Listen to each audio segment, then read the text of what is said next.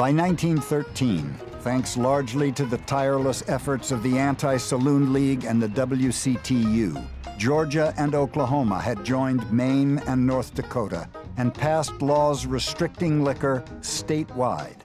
So had Kansas, Mississippi, North Carolina, Tennessee, and West Virginia.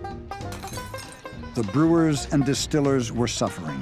County by county, state by state, they were being forced to close down.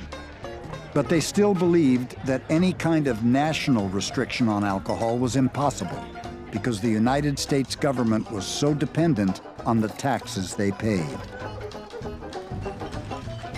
Then, for the liquor industry, the unthinkable happened. In early 1913, the 16th Amendment to the Constitution was ratified, authorizing the federal government to impose an income tax. The Anti-Saloon League had helped bring it about, shrewdly allying itself with progressives and populists who favored the redistribution of wealth. The government would no longer have to rely on alcohol to fund its operations. The prohibitionists knew that they could never, ever have prohibition until they could find something to substitute for the tax collections that came through the excise tax. So therefore, they supported the income tax. Prohibition is no longer a local issue, warned the American Brewers Review. Prohibition is now a national danger. The Anti-Saloon League pounced. The time is now, it said. We therefore declare for alcohol's national annihilation by an amendment to the federal Constitution which shall forever prohibit throughout the territory of the United States the manufacture and sale and the importation, exportation, and transportation of intoxicating liquor to be used as a beverage. On December 10th, 1913, the citizens of Washington, D.C. saw something they had rarely seen before: a mass march sweeping toward the Capitol. Two parallel streams of people, several hundred women representing the WCTU, and 1,000 men, members of the Anti-Saloon League. They were there to demand a prohibition amendment to the United States Constitution. A number of other countries were also considering prohibition statutes, but these marchers wanted an amendment rather than a mere law, because if they succeeded, the prohibition of alcohol would be enshrined in the Constitution of the United States forever. No amendment had ever been repealed. From the earliest days, the Constitution came to be seen by Americans as something much more than what the people who wrote it imagined it would be. It was not just a framework for government, but it came to be seen as capturing the values and ideals that were essential to what made a person an American. The same day as the March on the Capitol, Senator Morris Shepherd of Texas sponsored an 18th Amendment to the Constitution of the United States, Prohibition. Representative Richmond P. Hobson of Alabama introduced it in the House. Enacting it would be a tall order. They would need to win 2/3 of the House and Senate before the amendment could be submitted to the legislatures of the 48 states, and then would need to persuade 36 of them to ratify it. They had to get it passed before 1920, because in 1920, there was going to be a new census. And when the census changed, the cities, which were the wet part of the country, were going to have more representation in Congress, and the small towns were going to have less representation in Congress. In 1914, Dries won a first vote in the House, 197 to 190. Nowhere near the 2/3 they needed, but a serious sign of which way the wind was blowing.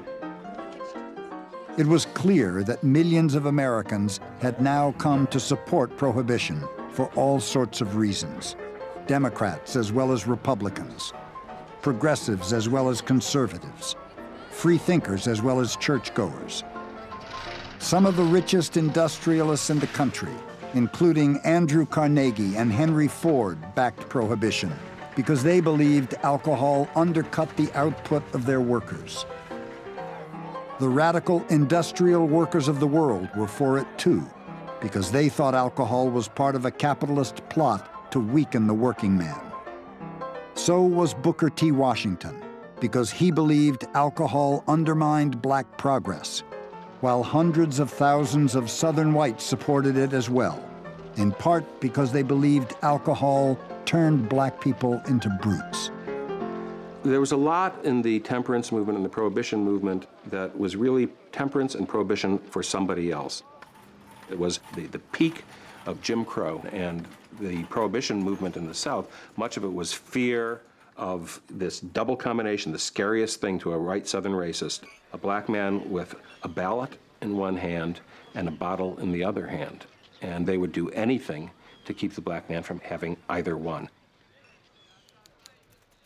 Meanwhile, the Anti-Saloon League intensified its efforts, sending some 50,000 trained speakers into the field, collecting tens of thousands of signatures on petitions, working to defeat any senator or congressman unwilling to offer unqualified support for the amendment, and dispatching secret operatives to infiltrate the opposition and ferret out its plans.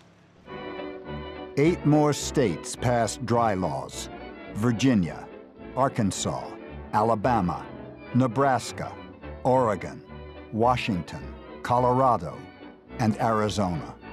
Because of local option laws already on the books, more than half the American people now found themselves living under some version of prohibition. Many of the state laws still permitted package stores to sell liquor for home consumption. It was the saloon the dries were after, and most Americans went along, certain any national law wouldn't really affect them. President Woodrow Wilson found himself trapped between the two wings of his Democratic Party, the wet cities of the East and Midwest, and the very dry South and West.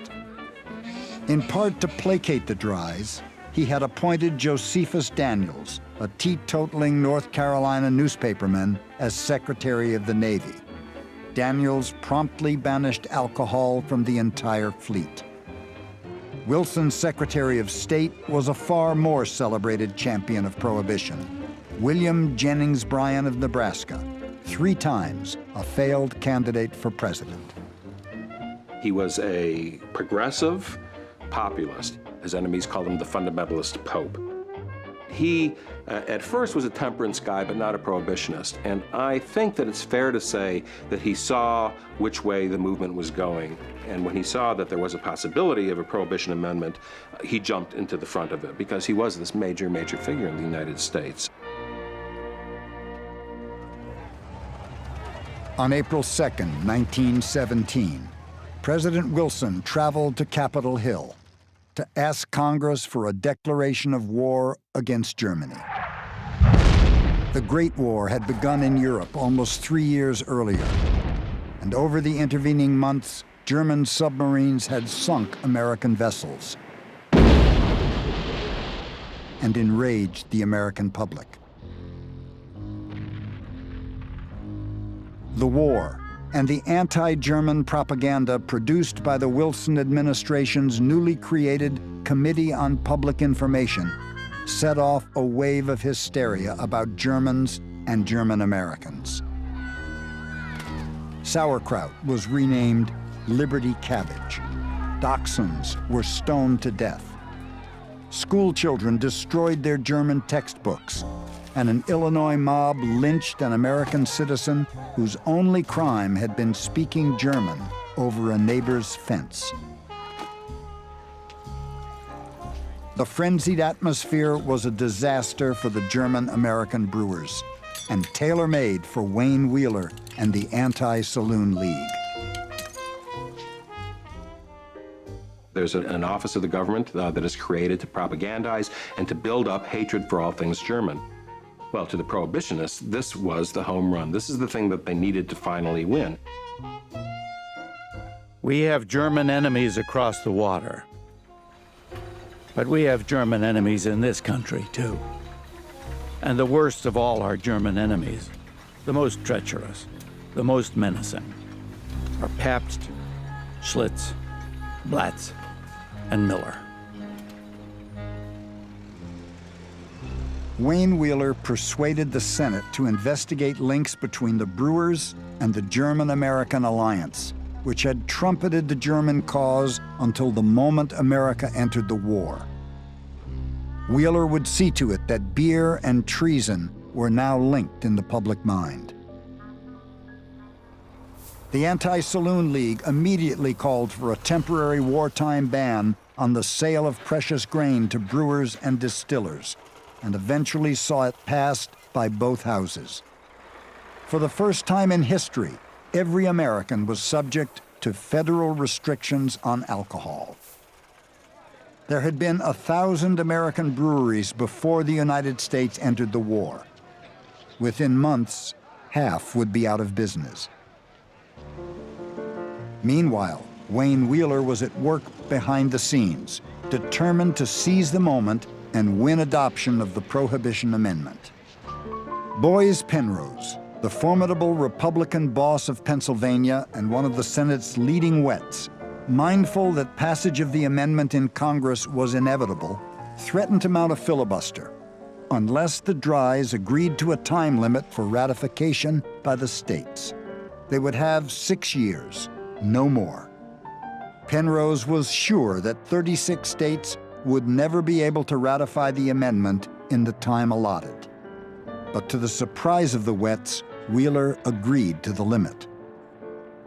The Senate voted in favor of the amendment on August 1st, 1917.